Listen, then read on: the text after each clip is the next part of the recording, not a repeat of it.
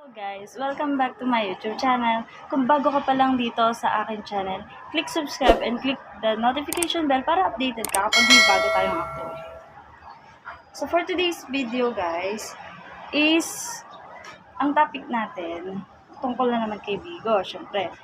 Sa wala pang Bigo, alam nyo na, pupunta sa Play Store and then mag-download. Or dyan sa description ko meron din. Pwede nyo yun gamitin. At sa mga meron naman, ang kadalasang tanong, paano mag-apply sa agency? So, sa mga hindi nakakaalam, dito sa Bigo, hindi po kayo kikita or mag-i-start na kumita nang wala kayong agency. So, pagka nagkaroon kayo ng farm, agency naman. Okay? At kapag nagka-agency na kayo, pwede na kayo mag-start kumita. So, paano ba mag-apply sa agency? Unang-una yan, syempre may kakausap sa'yo na sa farm mo ng mga creators, mga ganyan. Tatanong sa'yo yung information mo, isasend mo sa kanila yung information mo. Sorry sa background ulit guys ha. Alam nyo naman mga nandito tayo. Okay.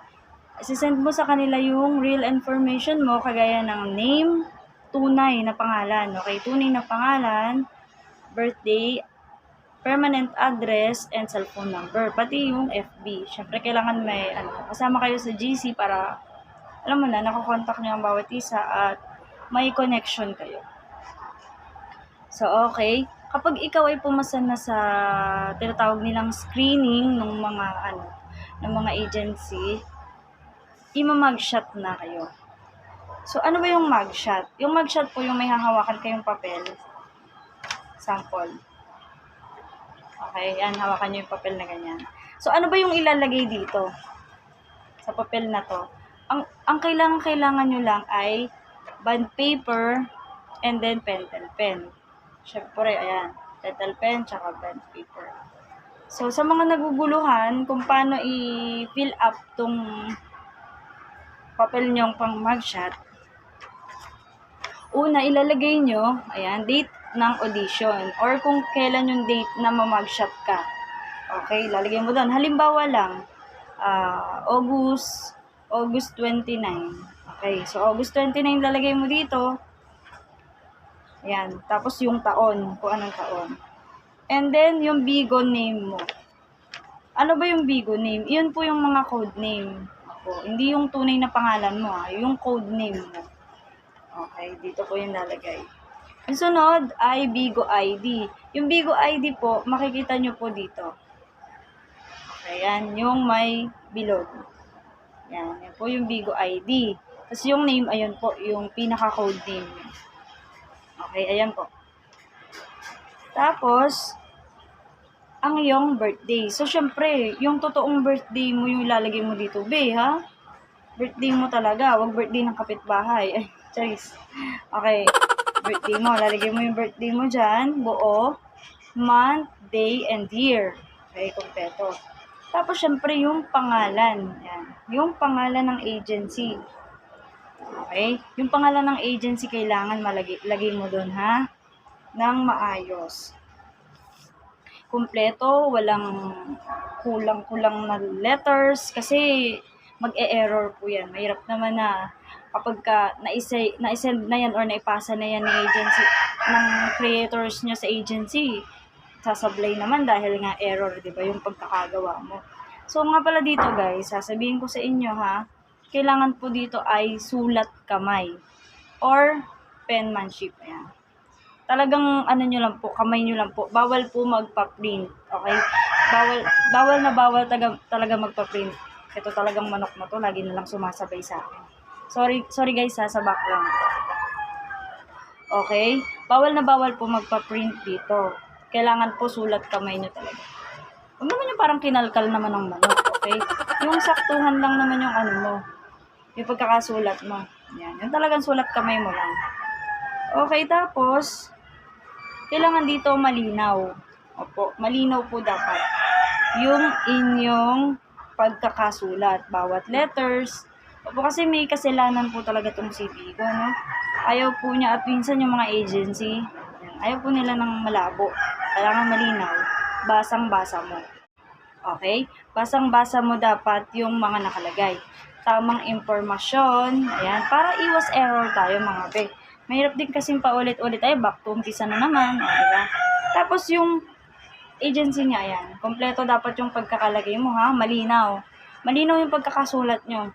Pwede rin naman gumamit ng ballpen, no? As long as kaya mong diinan yung pagkakasulat niya para luminaw. Para pagka kinunan ka, talagang bongga. Kitang-kita talaga yung mga letters. Tapos yung time, makikita nyo may time dyan. Ayan. May time. Hindi nyo palalagyan yan kapag ka nagawa kayo nito. Hintayin nyo yung admin nyo na magsabi kung anong time yung ilalagay dyan. Okay? Kung anong time. Kasi hindi naman pare-pareho ng time. Sila magsasabi nun. And then, isusulat mo lang dyan kung anong time yung dapat doon. Okay? Dito nga pala guys, bawal dito bawal dito judgemon. Opo. Bawal dito judgemon. May judgemon yung sulat nyo. Diyos ko Lord. Tamang sulat lang. Okay, walang mga judgemon, mga dagdag letters. Ayan, mag-e-error tayo dyan, be. Kailangan sakto lang yung pagkakasulat nyo. Saktong-sakto lang sa letters na dapat isulat nyo. Sa mga information dito. Okay, malinaw na malinaw guys ha. Date ng audition, Bigo name, Bigo ID, birthday mo, at ang iyong agency.